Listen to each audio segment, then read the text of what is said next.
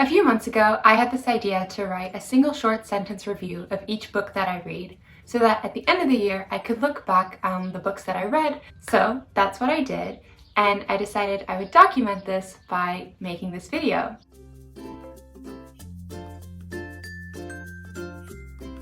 Before I begin, I want to take a few seconds just to explain my rating system for books. So I use the standard 5-star Goodreads scale, but to make it easier for myself, I see each star as a categorical value rather than a continuous numeric scale. What that means is that I'll give a book 1 star if I hated reading it. I'll give it 2 stars if I disliked it or it left a really icky feeling after I finished reading it. I'll give it 3 stars if it was okay or it wasn't particularly special. It didn't give me positive or negative feelings. I just felt pretty neutral about it. I'll give a book 4 stars if I really liked reading it, and then I'll give it 5 stars if I loved reading it. This does mean that each rating is very heavily influenced by how and when I read a book. For example, I could really enjoy reading a book because I'm on holiday and then I'll rate it higher than I would otherwise. But I don't really mind so much because my purpose of rating books is to capture the experience that I had when reading it, and that includes my general mood and surroundings. So that's the system that I use. Now on to the actual reviews. So I have my laptop right here with my reading tracker spreadsheet open, and in it all the books I read in 2021, as well as my short snippet reviews that I wrote. I say that, but then I don't actually have it open right in front of me. So in 2021, I read 97 books, if I remember correctly, and I'm going to go through these in the order in which I read them. The first book I read in 2021 was Optimism Over Despair by Noam Chomsky. I rated this a 5, and I liked it, but it isn't a book so much as a collection of interviews, which can get kind of repetitive, and overall I think that Chomsky has better books. Then I read Harry Potter and the Order of the Phoenix and Harry Potter and the Half-Blood Prince, both by J.K. Rowling, and I rated those a 4 and 5 respectively. These are childhood classics and I wanted to revisit them as audiobooks. My pronunciation on this is going to be horrible. E Unibus Pluram by David Foster Wallace. I rated this a 4. I read this essay together with Daniel and I really enjoyed the conversation it sparked. Harry Potter and the Deathly Hallows by J.K. Rowling. I rated this a 5. This is the same as the previous Harry Potter books I mentioned. I wanted to revisit them as audiobooks. The Once and Future Witches by Alex Harrow. I rated this a 4. I picked this book up because of a Goodreads recommendation, and I feel like it kick-started my reading obsession this year. I liked it, but it's not exceptionally memorable. The Queen's Gambit by Walter Travis. I rated this a 2. I read this because of the show, and I thought it was not worth it. There was a specific scene that isn't in the show, but is in the book that really pissed me off, and I kind of wish I could unread it because it just left a really icky feeling afterwards. Six of Crows by Leigh Bardugo, which I rated a 5, and then Crooked Kingdom by Leigh Bardugo, which I also rated a 5. I really love these books, and by far my favorite series from this year, possibly ever. Yeah, they were great. Red, White, and Royal Blue by Casey McQuiston. I rated this a 4. This is such a cute book, and the relationship between the two main characters is so sweet and fun. The Midnight Library by Matt Haig. I rated this a 4. This was a fine book. I thought personally that the message was a bit too on the nose, and I think it could have been better as a short story than a book. To All the Boys I've Loved Before by Jenny Han. I rated this 3 stars. I read this because of the movies and I thought it was utterly forgettable. I genuinely forgot I even read this book. So yes, forgettable. Daughter of Smoke and Bone by Lonnie Taylor. I rated this a 4. This is the first book of a trilogy, and although I enjoyed the world and the fantastical parts of the story, the book itself kind of fell flat, and I feel no inclination to read the rest of the series, which I think says a lot in and of itself. Normal People by Sally Rooney. I rated this a 5. I read it because of the show and it was so good. The Invisible Life of Addie Luro by V.E. Schwab. I rated this a 4. This book was hyped up all over the internet and I felt a bit disappointed by it actually. I liked it, but it wasn't particularly special. Next is Lore by Alexandra Bracken. I rated this a 4. I think this book reignited my obsession with Greek mythology, and genuinely I thought it was great. It's one of those books I occasionally pick up again afterwards, so I'm really happy I got to read it. Maybe You Should Talk to Someone by Lori Gautilia. I'm not sure how to pronounce her last name. I rated this a 3. This book had some nice one-liners in it, and I personally thought that some of the mindful techniques were really great in helping you frame the way you think about things. But overall, I thought the writing style as well as the narrative voice didn't suit my personal preference. And by the time I was 60% in, I was just skimming pages because I wanted it to end. Shadow and Bone by Leigh Bardugo. I rated this a 4 actually, which surprises me, but oh well, I digress.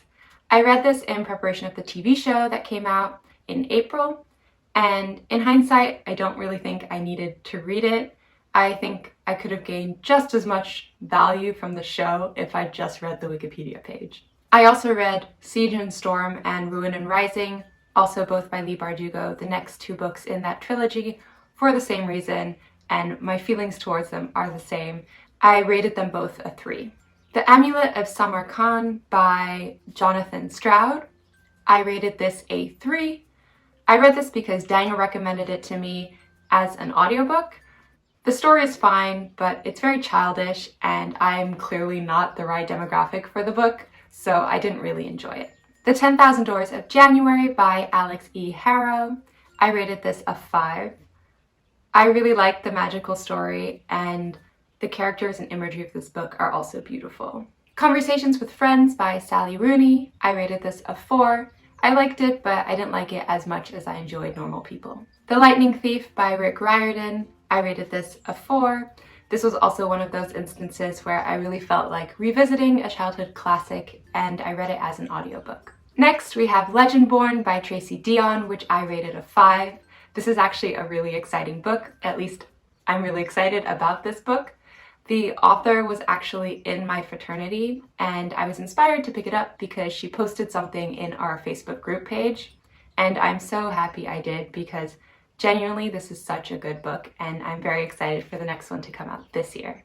To Kill a Kingdom by Alexandra Christo. I rated this a 4. This is basically a perfect YA enemies to lovers story, and it was nice to read. The House in the Cerulean Sea by TJ Cloon. I rated this a 5. This is genuinely the cutest and sweetest book that I have read this year. It feels like a hug. We Should All Be Feminists by Chimamanda Adichie. I rated this book a 3. I thought the arguments were pretty obvious and a little repetitive even, although I did like the way that she supplemented those with her own experiences. Get a Life, Chloe Brown by Talia Hibbert. I rated this a 2. I read this while my pain was flaring up, and the writing is so bad it genuinely made me laugh, which at that time was really helpful, but overall didn't love the story. Cersei by Madeleine Miller. I rated this a 4. The book took me a while to get into because it's quite slow paced, but I enjoyed the writing and I actually think it's pretty accessible. Then I read Heartstopper volumes 1, 2, and 3 by Alice Oseman. I rated these a 4, a 5, and a 4. I found this online when I was supposed to be working and spent the whole day just reading this webcomic and ordered the books that very same day as well. It's such a sweet and cute story. Cemetery Boys by Aiden Thomas. I rated this a 4. I thought it was a great book. The characters and storytelling were a 10 out of 10, and I thought the story itself was really compelling. It is a little younger in terms of demographics, so I didn't love it, but really great book. Daisy Jones and the Six by Taylor Jenkins Reid. I rated this a 4. This was a fun book to read because it's written like a series of interviews, but I thought the pacing wasn't that great, especially towards the end. Norse Mythology by Neil Gaiman. I rated this a 4. This was really fun and definitely worth the read. Then I read Heartstopper Volume 4 when it finally came out, also by Alice Oseman. I think I rated this a 5, and again for the same reasons as before. Simon vs. the Homo Sapien Agenda by Becky Albertalli. I rated this a 4. This was really fun to read, but it's very high school cliche, and I think I'm at the edge of the demographic where if I'd read it next year, for example, I probably would have been a little too annoyed by the characters. The Gilded Ones by Namina Forna, I rated this a 5. This was a really cool fantasy and I really enjoyed reading it, but I think it wrapped up pretty well and it's supposed to be part of a duology, so I don't think I'm going to read the next book. Stories of Your Life and Others by Ted Chiang, I rated this a 4. This was just a really good short story collection and I really enjoyed reading it. The Bone Season by Samantha Shannon, I rated this a 2. I really didn't like the pseudo-Stockholm syndrome dynamic that happened between the two main characters, and it was kind of icky. Oh, and there was also a lot of misogyny, but yes. Blackwater Sister by Zen Cho, I rated this book a 4. I thought it was a really nice fantasy and I liked the setting. I read Daughter of the Pirate King, Daughter of the Pirate Queen, and Raiden's Chapter, all by Tricia Levenseller, and I rated them a 4, a 5, and a 4 respectively. These were all really great. They're a similar vibe to Kill a Kingdom, but with more scheming and intricacies in plot. These Violent Delights by Chloe Gong, which I rated a 3. I really wanted to like this book, but I thought the characters were really annoying, and although I did end up reading the second book, I wasn't quite sure if I would after reading the first because they were just very immature and it frustrated me to read the story. The Gilded Wolves and the Silvered Serpents by Roshani Chokshi, which I rated a 4 and a 3. So, I read these two because they're supposed to be similar to Six of Crows and I wanted to give them a try. First of all, they're really great books, but they're definitely not like Six of Crows. I still really enjoyed them, but I have one thing that just really bugged me, and I typed up a whole paragraph on the thoughts, so I'm going to read it out loud. One of the main characters is meant to be a super smart and math and science prodigy, but it took her literally 40 pages to recognize the Fibonacci sequence. As someone with a math degree, that really annoyed me. I was reading this on the beach and every few pages I would have to physically put the book down and rant at my friend about how dumb the use of math in this book was. Anyway, I still really like the books and I can't wait until the third one comes out. So yeah, that was The Gilded Wolves and the Silvered Serpents. Next was Who Rules the World by Noam Chomsky, which I rated a 5. This book was genuinely so eye-opening on a variety of topics which I didn't even know that I didn't know a lot about. So right after I finished reading this, I ordered 2 more Chomsky books just because I really enjoyed that feeling of learning new things. Love from A to Z by S.K. Ali, which I rated a 3. I like the international school kid vibes in the book and I really resonated with those, but the ending was really unsatisfying. Dial A for Aunties by Jessie Sutanto, which I rated a 2.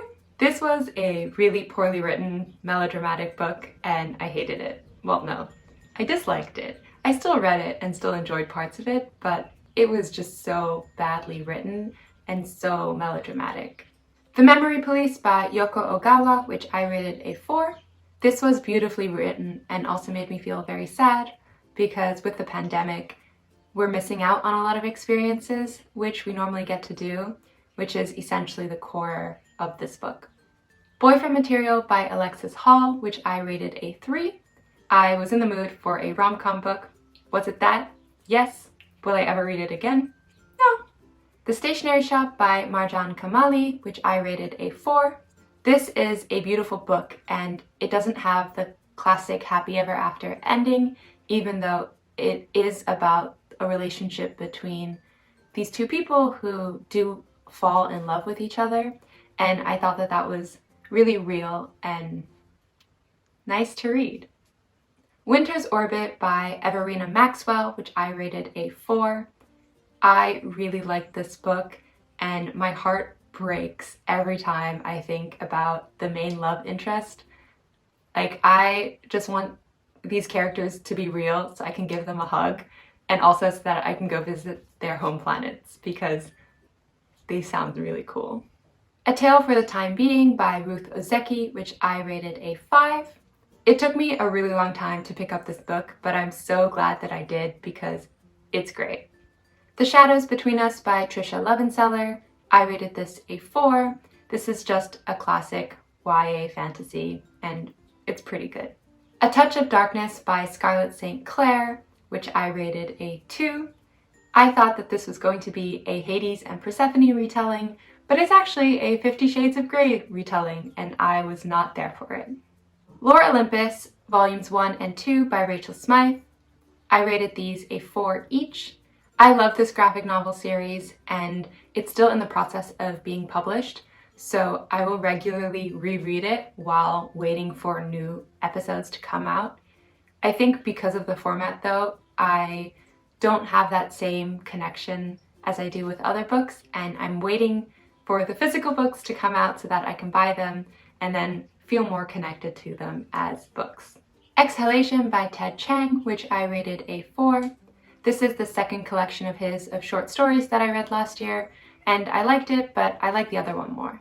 The Ones Who Walk Away from Omelas by Ursula Le Guin. This I rated a 4. It's a classic short story, and the reread was definitely worth it. Kingdom of the Wicked by Carrie Maniscalco, which I rated a 2. The premise of this book is really cool, but the main character is not. I felt like every time she needed to make a decision, she made the wrong one, and I could not sympathize with her. Children of Blood and Bone by Tomi Adeyemi. I rated this a 3.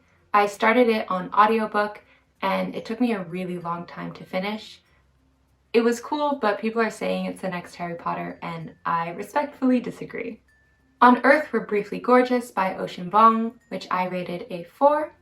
I'm not a first-generation immigrant, so I wasn't expecting this book to truly resonate with me, but as soon as I put it down, it felt like I had read something that was deeply important and personal to me, which just goes to show how good of an author Ocean Vuong is. I will say, though, that I felt the writing was very choppy, and it was a bit off-putting if I'm being honest. Darius the Great is Not Okay, and Darius the Great Deserves Better by Adib Khorram. I rated these a 5 and a 4. This is a great YA book series, and the main character loves books and tea, so I love him, and that's about it. Girl, Woman, Other by Bernice Evaristo. I rated this a 3. I didn't really like this book. I thought the premise was interesting, and I think the story it's trying to tell is very important. But I felt like all the characters had the exact same narrative voice, and the style just didn't click with me. The View from Saturday by E.L. Konigsberg. I rated this a 5.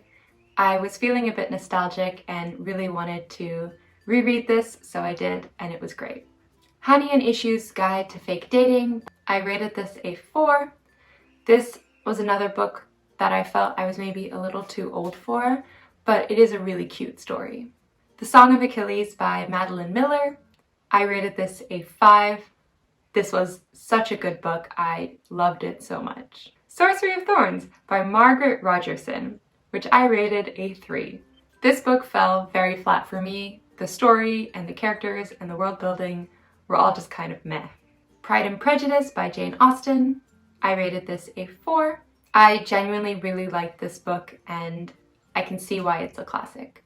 The Picture of Dorian Gray by Oscar Wilde. I rated this a 3. After Pride and Prejudice, I really wanted to read some more classics, and when I was in high school, I remember I really liked The Picture of Dorian Gray, so I thought this would be a perfect book to pick up. But it has been a while, and I think my taste in books has really changed. I thought that this was too pretentious, or at least even more pretentious than I remember it being, and that experience just wasn't what I was hoping for. How the World Thinks by Julian Baggini, which I rated a 4. I picked up this book at a cute hidden bookstore in Utrecht, and it was exactly the kind of philosophy book I like reading. The Darkness Outside Us by Elliot Schreifer, which I rated a 3. This one felt falsely advertised, and although I liked the plot idea, I thought it was not executed very well. So overall, I feel very neutral about the book. Dead Poets Society by N.H. Kleinbaum. I rated this a 2. This is not particularly well written and it didn't feel very engaging. The Bronzed Beast by Roshani Chokshi, I rated this a 4. This book would have been 5 stars if the pacing at the end was just a little bit slower, but overall I really like this, and unlike the last books there was no math, so that was really great, and I thought it was a really good end to the series as well. Punk 57 by Penelope Douglas, I rated this a 2. The characters in this book are incredibly toxic, and the only reason I tolerated them was because I was having chronic pain, and it's one of those books that I knew I would forget everything about it afterwards. The Atlas 6 by Olivia Blake, which I rated a 4. I really liked this book, but it felt like there was a whole complex and well thought out world behind it that you didn't get to see as the reader, which made me feel a little sad. Then I read Emma by Jane Austen, which I rated a 4. This was the second Jane Austen book that I read last year, and I think maybe even the second I've read in my life, because I didn't have to read them in high school.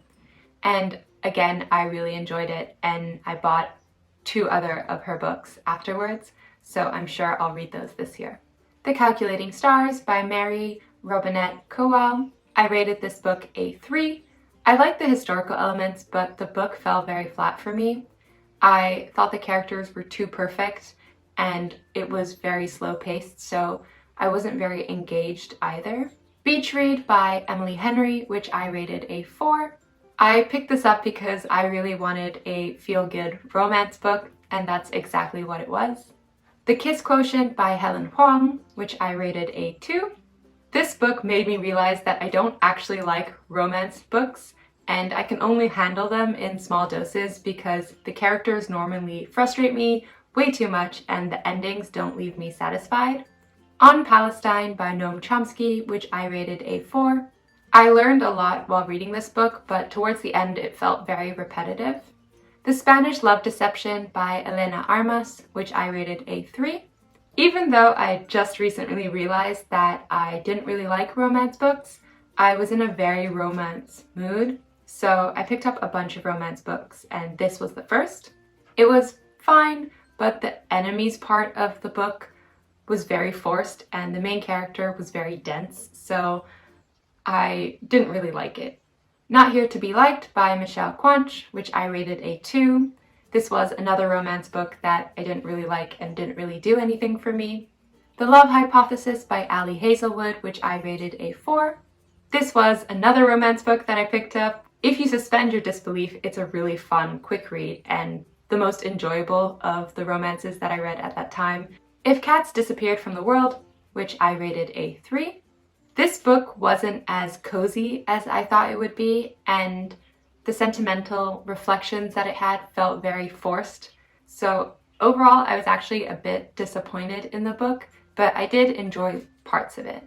Next, I read Our Violent Delights by Chloe Gong, which I rated a 3. This is the sequel to These Violent Delights, and I liked it more. I think you could tell that the author had grown and matured a lot, but overall it was still not great. Ender's Game by Orson Scott Card, which I rated a 5. We listened to this as an audiobook on the drive back from Omaha to Boston, and it was so much fun as an experience. Under the Whispering Door by TJ Cloon, which I rated a 4. This book was not great. It felt like a watered down version of The House in the Cerulean Sea, but I did read it at a time when I needed something like that, so I did really enjoy reading it. I don't think I'll go back to it though. Time's Convert by Deborah Harkness, which I rated a 3. This is a companion / 4th book in the All Souls trilogy, and it was good but entirely forgettable. Neon Gods by Katie Robert, which I rated a 3 as well. This is a trend for the last few books. I was in a very neutral 3-star mood. Anyway, back to Neon Gods. This book was nothing special. It's a modern retelling of Persephone and Hades, and it was better than the other one that I read earlier this year, but still would not particularly recommend. Foundation by Isaac Asimov, which I rated a 3. I read this because it's a sci-fi classics, and the series adaptation just came out, so I wanted to see what it was all about. I think I would have enjoyed it more if I hadn't watched the show beforehand, or if I'd gone into it without that context, because to me it felt more like a social political commentary than a sci-fi story, and I wasn't expecting that going in. So I kept waiting for the story to change the type of story it was while I was reading it. The Hating Game by Sally Thorne, which I rated a 3. I picked up this book because the movie came out and I wanted to read this beforehand. It's nice, but again, it's not particularly memorable. And lastly, I read Mythos by Stephen Fry, which I rated a 4. I love Greek mythology and these are good retellings. And those were all the books that I read in 2021. Woo!